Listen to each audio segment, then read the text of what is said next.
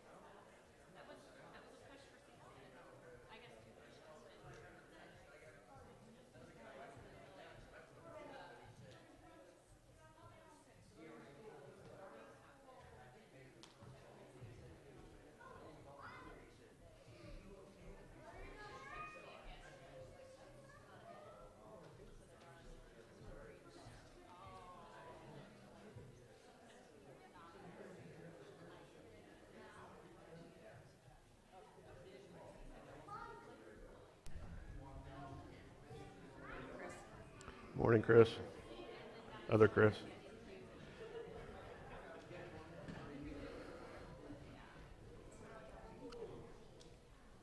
All right. Good morning. Good to see all of you here this morning. Looks like we got some cars filtering in yet, but it's time, so we're going to get started. We've got handouts coming around, so you should each get one of those if you want, and if he has missed you somehow, wave your hand in the air. And we do have those online too if you're watching online. We are in Joshua chapter 10, and we're looking at the second part of that chapter this morning. Anybody remember what it was last week? We did have some rather exciting events last week. Yes, hailstones. So, see if I can do this in a short paragraph, a review. The Gibeonites, who lived up on the central Benjamin Plateau, tricked the Israelites into making a treaty with them, a covenant of peace. Then the kings of the cities to the south heard what had happened, came up and attacked Gibeon. Gibeon snuck out a messenger, sent him down to the Israelite camp and said, "We need help." So Israel marched all night and got up there and routed, the text calls them Amorites. I usually think of people in that area as Canaanites, and I couldn't tell you exactly what the difference is. They knew, and we don't. I'll throw a map up. So Gibeon is up toward the top. Gilgal, where the Israelite camp was, is at the top left. And the area there that's highlighted in that red orangey color is the descent down off the ridge by way of Upper and Lower Beit Horon, and then off toward Azekah. And it was along that route, sounds like for about 20 miles, that God pelted the Amorites with hailstones. Deadly hailstones, bad enough that more of them died from that than from the Israelites who came along mopping up afterward. And we stopped in verse 15 when the text told us they returned to the camp at Gilgal. Now, as I understand the text, he's going to go back and fill in some more detail that he didn't hit on the first telling of this. And then at the end of this section, he'll repeat that same thing. They went back to the camp at Gilgal.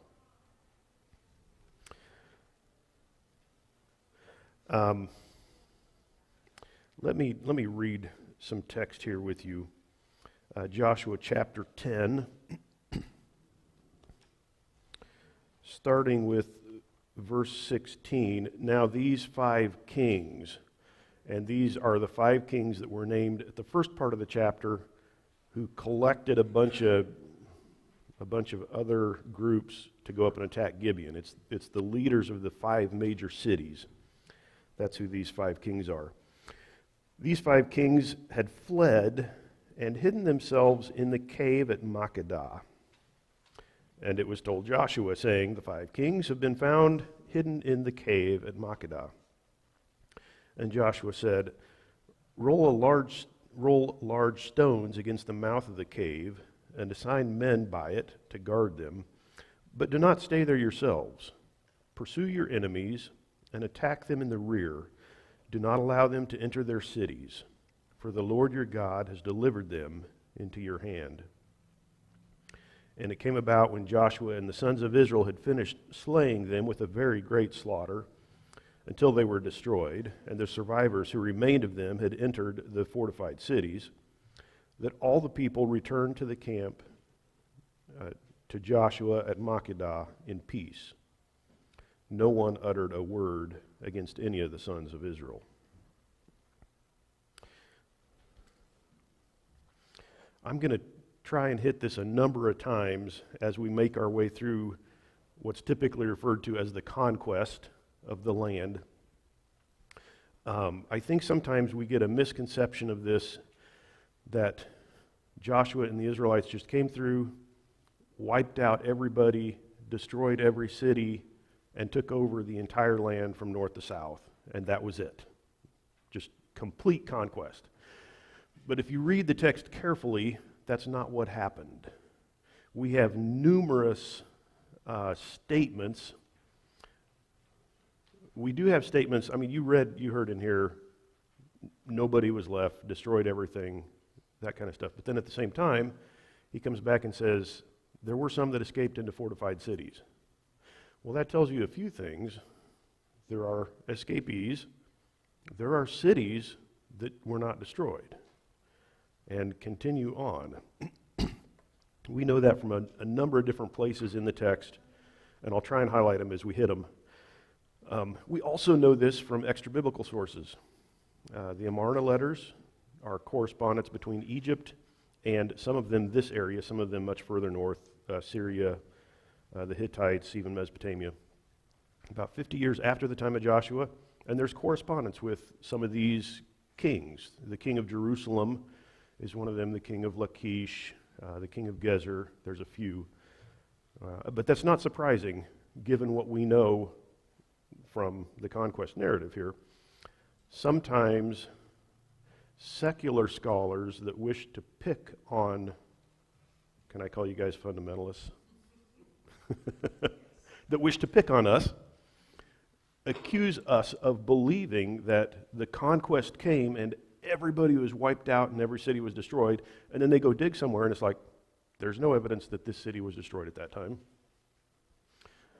Well, again, the text specifically says there were 3 cities that were burnt by Joshua and the Israelites. And that's it. So I kind of want to highlight that here as we move through. The text will tell us later on, it'll give us a list of places that were never taken by the Israelites as well, places that were not conquered. That also appears in the book of Judges.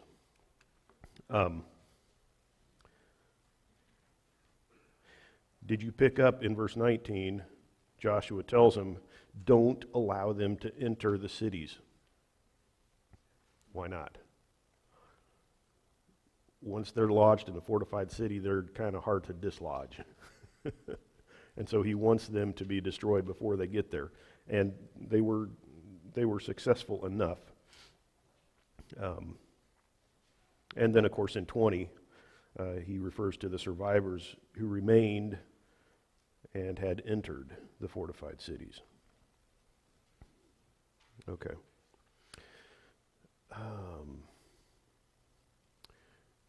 You can see Makkedah on this map.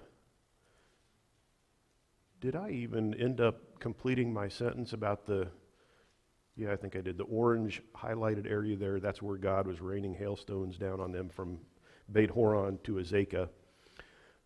These other kings split off and went all the way down to Makkedah, which is kind of just going straight south.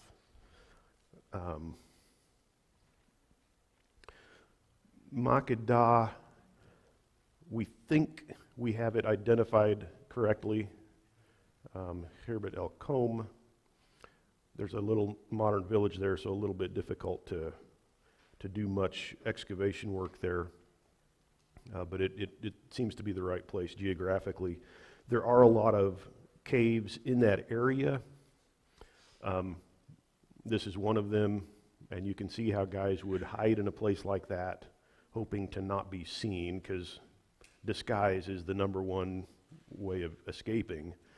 But they were seen, and Joshua had them block up the entrance so that they couldn't come charging out, and then it takes almost nobody to guard them.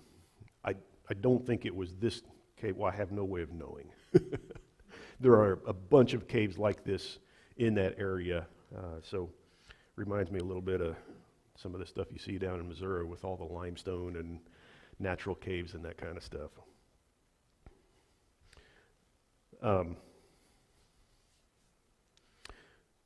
In 22 through 27, then, Joshua comes back and deals with these 5 kings. Let's read that together. Joshua chapter 10 and verse 22.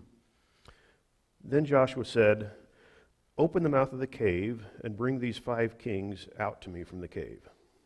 And they did so and brought these 5 kings out to him from the cave, the king of Jerusalem, the king of Hebron, the king of Yarmouth, the king of Lachish, and the king of Eglon. Those are the 5 cities that were mentioned in the first part of the chapter. And it came about, when they brought these kings out to Joshua, that Joshua called for all the men of Israel and said to the chiefs of the men of war who had gone with him, "Come near and put your feet on the necks of these kings." So they came near and put their feet on their necks. I should stop there just for a moment. What's the point of putting your foot on someone's neck?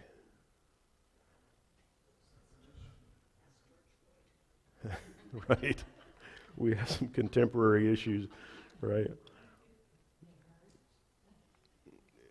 It shows complete domination, right? If you can do that to somebody, I mean, it's one thing to have them in a stranglehold or something, but if you can put your foot on their neck, they are obviously completely subdued. I probably shouldn't bring any pictures to mind out of Nacho Libre, should I? No, you were thinking that? Yeah. No, I'll move on. This is an Assyrian king. And picture's a little dark, but he's in exactly that pose. Has his foot on the back of the head or the neck of one of these kings. This is a Greek warrior on a funerary stela that has his foot on an enemy. From a little later period, these two guys, kings, have their horses' hooves, which to me sounds really dangerous. But of course, that's kind of the point. James Tissot drawing of this, which I think is a little melodramatic because I can't imagine these guys are just laying there hands free, feet free, and allowing someone to step on their neck. I would imagine they were bound hand and foot. Well, here, let's keep reading. At the end of verse 24, they came near, put their feet on their necks, and Joshua said to them in verse 25, "Do not fear or be dismayed. Be strong and courageous, for thus the Lord will do to all your enemies with whom you fight." So I would say there's two things here. One is that this is the fulfillment of God's promise to them. Earlier in the book, he had told Joshua, "Go up, and I'll give them into your hand," or under your foot, right? And he has done that, utterly and completely. And the second thing, which Joshua specifically states here, is take a good look at this. This is God's work, and he will continue to fight for you in this way, assuming, the proviso here, that you are obedient and have faith, as you do today. We know that when they rebelled against God or were unfaithful, this wasn't the way that God fought for them, but this was the way God wanted to fight for them and promised to, if they would be faithful to him and uphold the covenant. I have to think, too, what an object lesson for the rest of the Israelites who were gathered around. If you guys were afraid of, the first time you heard there's all these kings coming up out of the south, we're not facing a single city, we're facing the entire southern region. Make your heart beat a little bit. But now on the other end, here's these 5 kings laid out. The elders of Israel have their feet on their necks. Okay, God's taking care of us. And it's a visual image, object lesson, if you will, for all of Israel who saw this. Okay, verse 26. So afterward, Joshua struck them and put them to death, and he hanged them on 5 trees, and they hung on the trees until evening. And it came about at sunset that Joshua commanded, and they took them down from the trees and threw them into the cave where they had hidden themselves, and put large stones over the mouth of the cave to this very day. So, having made an object lesson of them, he killed them and then attached them to something wooden. The closest thing that we know of to this is impalement. We have a variety of, if you were here when we studied the book of Esther, you'll remember some of these photos. The Assyrians and the Babylonians and the Persians after them would impale people. The word for tree could as easily be a wooden pole or a wooden object. They didn't differentiate between those. We don't have any depictions or any descriptions of people, because when I hear this, I think of tie a rope around somebody and suspend them from a branch. Old West, right? We don't have any depictions or historical references to that kind of hanging up of people, although I would say it's a possibility. But we do have a fair number of these kinds of pictures. Either way, and either form could be described as hanging someone. That word works either way. They only hung them up there until sunset. Do you know why?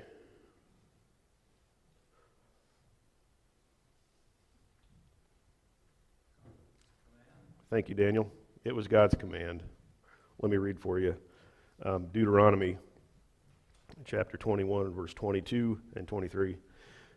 If a man has committed a sin worthy of death, and he's put to death, and you hang him on a tree, his corpse shall not hang all night on the tree, but you shall surely bury him on the same day.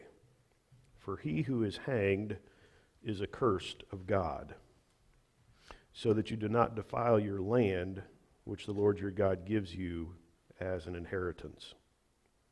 So God had specifically commanded him, if you hang somebody, don't just leave them for days and weeks and months, which is quite gory. You've shamed them, take them down, bury them, be done with it. That was God's command. And I think we see here Joshua being obedient to that, being, first of all, aware of the command, and then secondly, obeying it. I could maybe mention just in passing, if you want a challenge to look into, when David becomes king, the land undergoes a drought, and eventually he figures out that it's because Saul had killed Gibeonites. So he negotiates with the Gibeonites, and they ask him for 7 sons of Saul to kill, and they string them up, and they're left up for months. This is in 1 Samuel. Sorry, it's in 2 Samuel. I don't have the chapter off the top of my head. It's an intriguing thing because that's not according to the law. And as I recollect, the drought doesn't actually break until those bodies are taken down. We don't have many references to hanging or impaling, so there's some interesting ones there. Okay.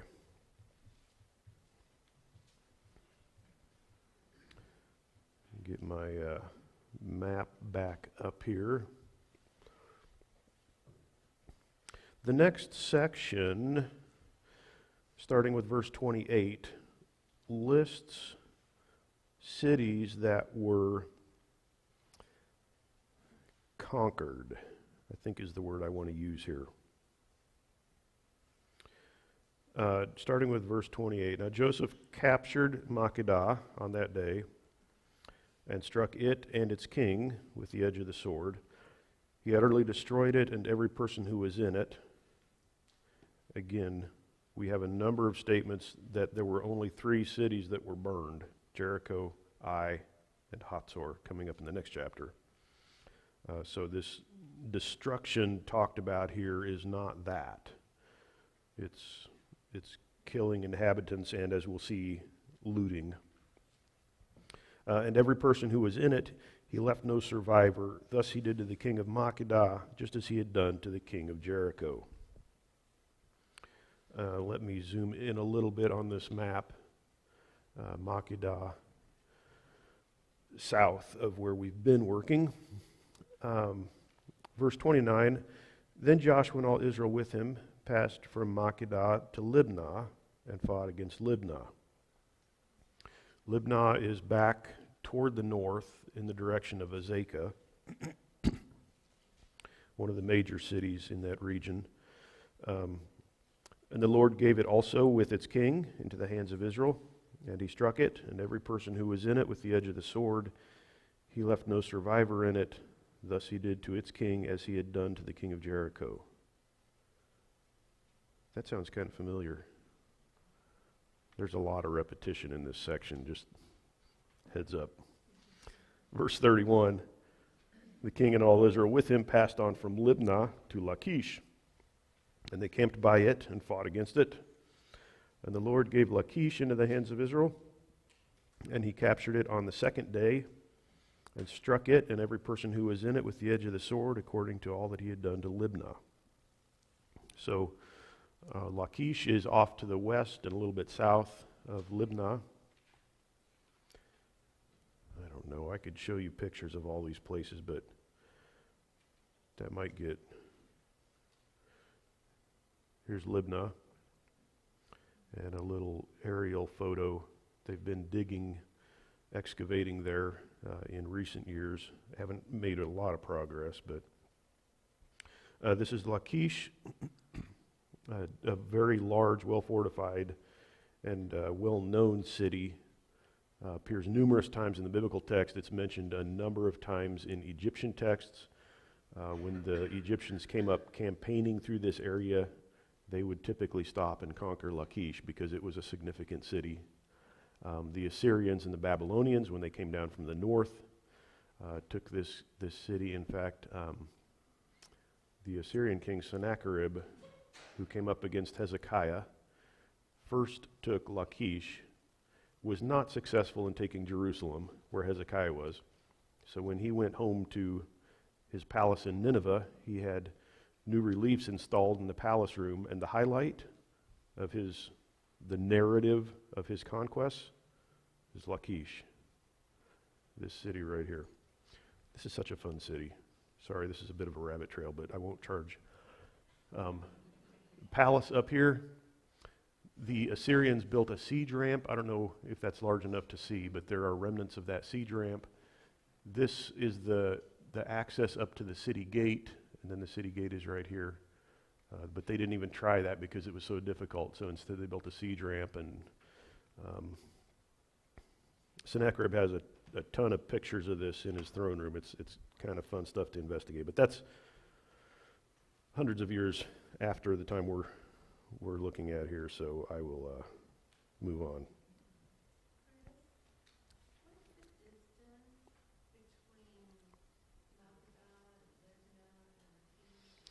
Thank you. I love it when people ask those questions.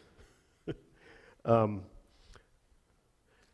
on to it just for a moment, because I had the same question, and so I went through on Google Earth and mapped it out, just because I was like, what is the whole route here? And I have a map coming up with those numbers on it, so thank you for asking. It's coming. Okay, from Lachish, oh yes, verse 33, Horam, the king of Gezer, came up to help Lachish, and Joshua defeated him and his people until he had left him no survivor. Let me get a map here that's a little more zoomed out. The orange line on the left goes from Gezer along the coastal plain down to Lachish. Gezer was a very large city as well. It later became well known as a Philistine city, very large Philistine city, but at this time the Philistines had not yet arrived in the land, and it was a Canaanite city. So these guys figured, we got to go help Lachish. Okay, they show up. Joshua conquers him too. There is just nobody that stands in the way of the Israelites on this campaign. Let's see.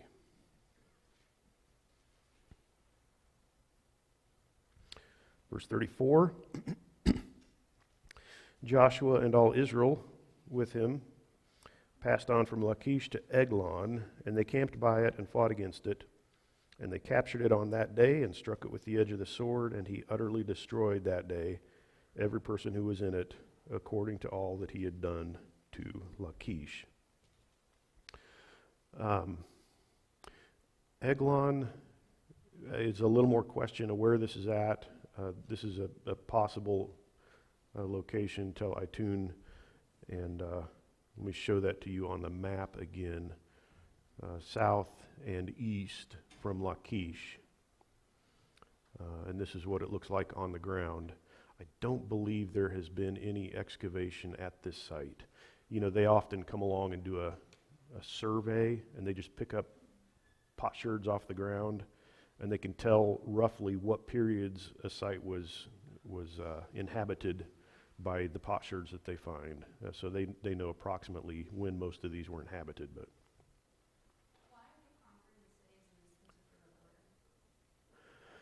why in this order? I'm not sure I can give you a complete answer on that. I guess the thing that strikes me is that they're kind of systematically covering the whole area.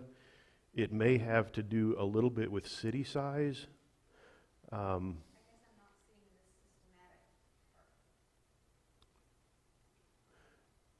maybe should have used the word comprehensive instead of systematic. It's not like a wave, and whatever city happens to cross the line next gets conquered.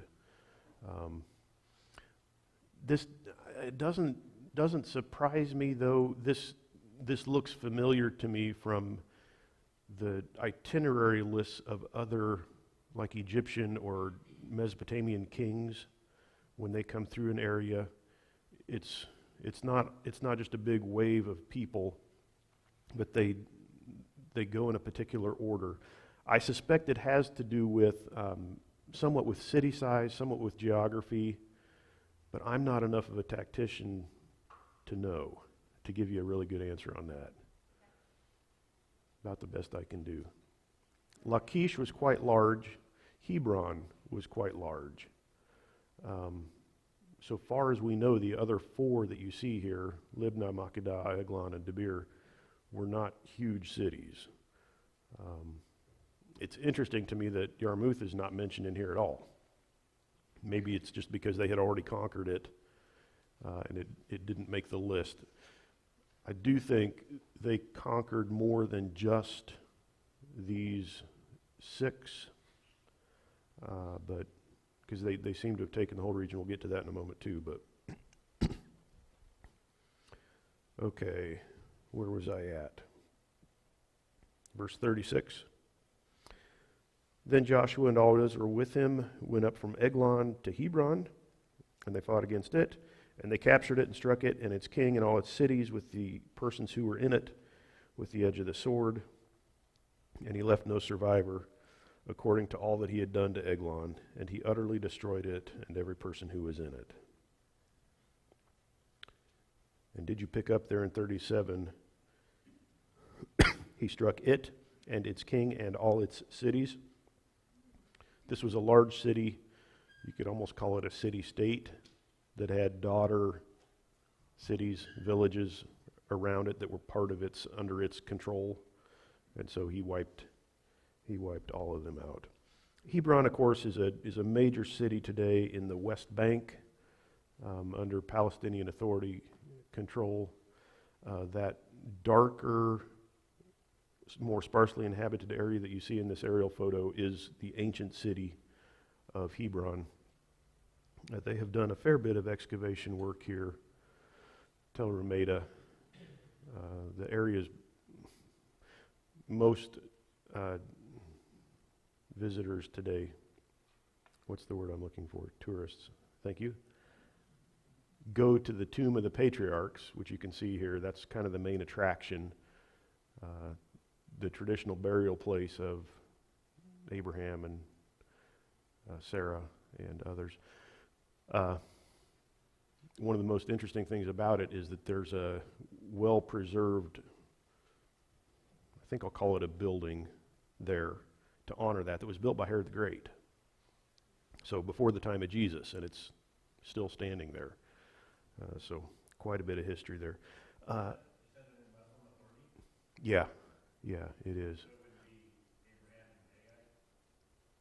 And Isaac. Oh, Ishmael. Yeah, yeah. I don't think they have a cenotaph in there for Ishmael. They do for Abraham, for Isaac, for Sarah, and I don't know, Rebecca. I should pay closer attention. This is part of the city wall of the ancient city, and if you look closely, you can see a guy. Do you see him there? Without that, you think, oh, it's just a little stone wall, I could build that. Once you see the perspective with the little guy standing there, it's like, oh, those are some big stones. And this is these walls were actually built in the Middle Bronze Age, but they're which is the period before the one we're talking about. But they're still standing in part even today, and they would have been standing in Joshua's day And so you can imagine walking up to a city like this could be pretty intimidating. You're looking at the ruins that are left after 3,000 years. Joshua and his men walked up to it when it was a standing, fortified city. Impressive and, like I said, intimidating. From there,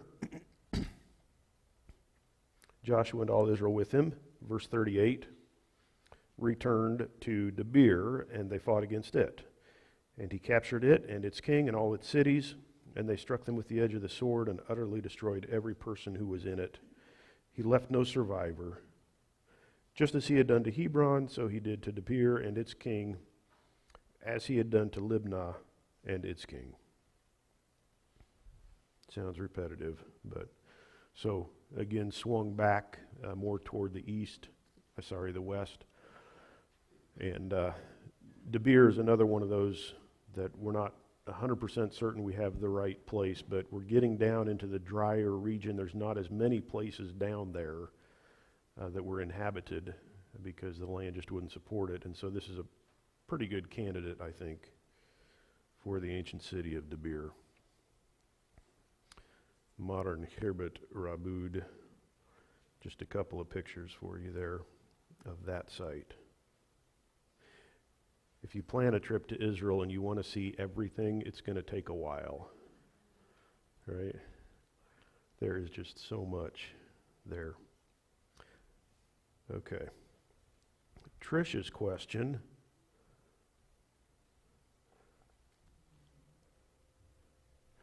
Okay, looking at it, looked better on my computer screen. I should have used black numbers instead of white, but I can read them to you, I think. So from Gilgal up to Gibeon, about 16 miles.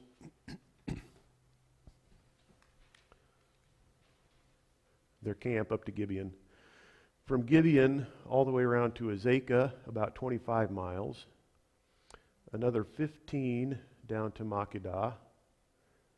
10 looping back up to Libnah. Only about 5 to Lachish. 7 to Eglon. 12 to Hebron. Debir, another 9 on top of that. Has anybody done the math? That's a lot of math. And we're out of school now, so we don't have to do that, right? Well, it's mighty close to 100 miles. 98, 99, something like that.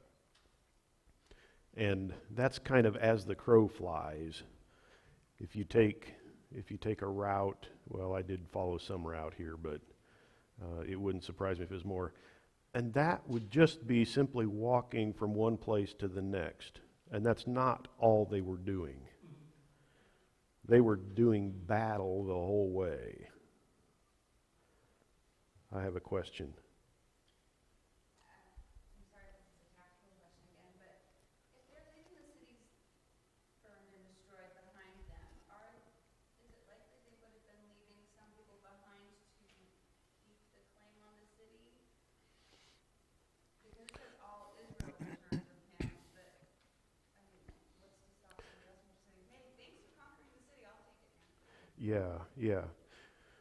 No, and so the way I understand this is that they've killed a bunch of leaders, kings. They've killed a bunch of military men, warriors. They've inflicted a lot of damage, taken a lot of loot, put the fear of God in whoever's left. But they will then vacate the area and go back to Gilgal, leaving it open for resettlement. And some of these cities were not actually destroyed. Well, none of these were burned, which is the ultimate destruction. Destroyed in other ways. It's hard to say exactly what they did. Maybe take down the gate or something. I don't know. Text doesn't say. Within the lifetime of Joshua, they will divide the land up, by tribe, and there are people that have to come back in and reconquer. So Hebron, for example, Caleb gets allotted Hebron, and he has to come back in and reconquer, and he has to remove the Anakim, which we'll look at next week or the next. They seem to be giants. At least very tall people is how they're described. We know that Jerusalem, which is kind of right in the middle of here, remained a Canaanite outpost, at least until the time of David, when he went in and cut enough of them. So in some sense, but they have dealt the region a really serious blow, and it's no longer a threat to them once they pull out, and they will come back. I don't know if that answers your question. Ish. Okay. Yes. Do you have any idea of the size of the Israelite forces? He numbered all of the tribes, and it comes to, was it 601,000 some people, the men. Uh-huh. So to me, that sounds like a lot of people. Yeah. Yeah. Now, you don't have to follow me on this. I've read a fair number of folks that think that number is misunderstood and miscalculated. That this could be an extended discussion. That the word Aleph, which is thousand, does not. It has a number of different ways in which the same word is used. If you take in your English Bible at face value the number given there, it's close to 600,000 men. There are good conservative scholars, Bible scholars, that understand that differently. I'm going to plead ignorance at this point.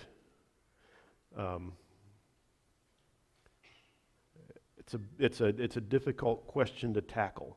There are a number of statements in the Old Testament where God says, I won't push them out all at once because you are few, and it will take you time to take over. He also says in another place, I didn't pick you because you were a large group. Well, if they're like 3 million people, that's more than the entire land, the population of the entire land at that time. So there are some hints like that, but sorry. On this campaign, we get no numbers here, and it's in part I think it's interesting just because it doesn't really matter what the numbers are because it's God that's doing the fighting. So they probably could have done it with 2,000 or 3,000 people. They may have had 10, 20, 30 times that. I don't know. The text doesn't help us out there either. It gives us no hint. Does it give us a number kind of on AI when they attack that thing? Yeah.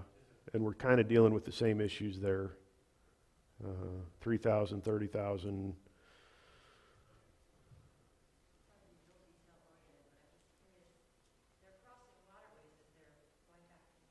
Yeah. No. At most. Yeah. Her question was about waterways. So you can kind of see some, they're dotted lines. So that's indicating that those are what they refer to in Israel as wadis, W-A-D-I, a wadi, which is wet part of the year, dry part of the year. So depending on the time of year, it may actually just be dry. So there's nothing even close to a Jordan River anywhere in here. Good question. Oh boy. What's the meaning of this 100 miles one way? To me, it indicates this took some time. This wasn't a one day. In fact, we saw with the conquest of Lachish, they captured it on the second day of the siege. So I wouldn't be at all surprised to learn that this took a few 2-3 weeks to do this entire campaign. It wouldn't surprise me. Do we have any idea of the season this campaign? Do we have any idea of the season? I am not sure, Pam.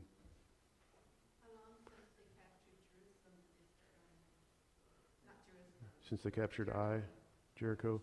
Jericho's in the spring. I mean, it sure sounds like it's in the same summer. So we'd probably be safe saying sometime in the summer. I wish I knew more about that too. Speaking of this taking a couple weeks, we'll see in Joshua chapter 11, which describes the campaign to the north, that Joshua waged war for a long time, the text says, in chapter 11, verse 18. So this wasn't an overnight, hey, we're done, but it took some time. Then he describes for us, beginning in verse 40, I am that far. Joshua struck all the land, the hill country, the Negev, the lowland, and the slopes, and all their kings. He left no survivor, but he utterly destroyed all who breathed, just as the Lord, the God of Israel, had commanded. So we've got 4 areas there. The hill country, the ridge there of Judea, the lowlands, obviously the coastal area. The slopes, I think, would be the hill country. In between those two, there are a few folks that suggest maybe it's the hill country off to the east. I should point that way for you. I'm less inclined to believe that just because it is so dry and barren on that side, and there are essentially no cities. So I think it's probably a reference to the slopes along the western side, sometimes referred to as the Shephelah. And then the Negev is a region down in the south. Beersheba is kind of in the middle of it. It's about the southern limit of agricultural land where you can raise crops. And he goes on in 41, Joshua struck them from Kadesh Barnea, even as far as Gaza, and all the country of Goshen, even as far as Gibeon. Kadesh Barnea is a city, and you can see that way down in the south. The Israelites had stopped there when they sent spies up into the land. Gaza is a city out on the coast. And so I think what he's saying here is not they went down and conquered Kadesh Barnea, but instead that the land was theirs. You'd have to go to Kadesh Barnea to find a village, a city, an outpost that was not theirs. You'd have to go out to Gaza to find somebody that they didn't conquer. So those were kind of the outer borders, maybe even from a political standpoint. So essentially I would take that as they took the entire southern region. Kadesh Barnea isn't really even in the promised land, if you ask me.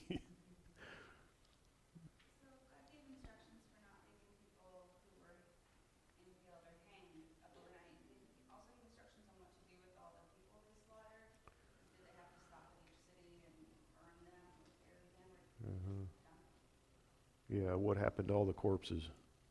I don't know. Text doesn't say. God didn't give instruction that I'm aware of. Yeah, I mean, if you don't do something with them, that could really pollute the land. Right. We're out of here.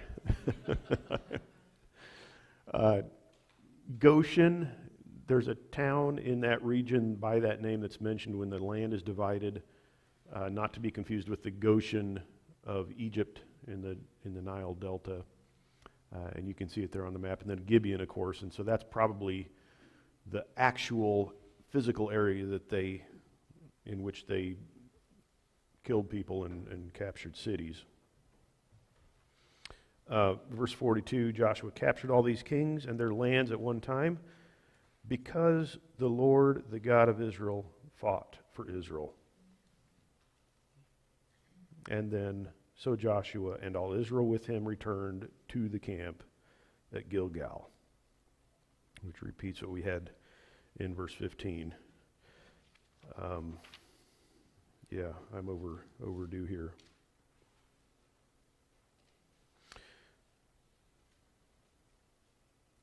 let me jump right to our wrap-up points here. God had promised Israel victory, and he fulfilled his word, did exactly what he said he would do. That's a notable thing here. We can expect God to fulfill his promises in our future as well. We're reading about that, studying that in the book of Revelation.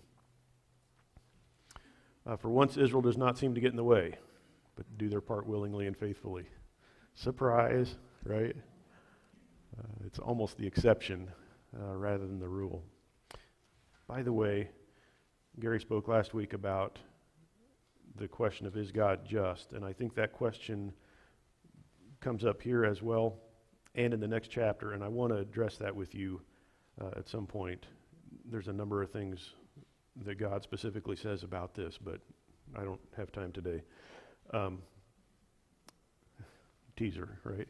Last point, this sets the stage for the division and portionment of the land, at least in the south. So they have brought it under their control, and we will see them next time they come back down here is to divvy it up and assign different territories to different tribes.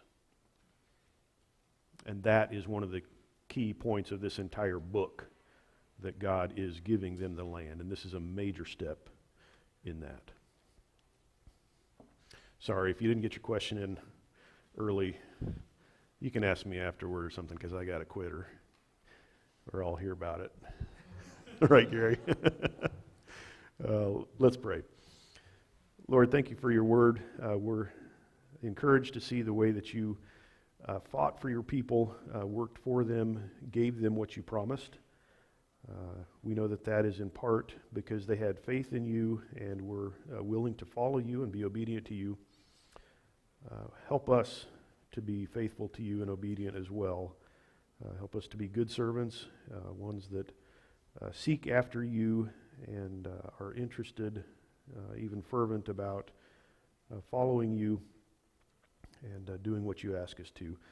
And thank you for the blessing that you have promised for those who will do that. Pray that you'll oversee our worship service to come as well, and Gary as he preaches. In your name I pray. Amen.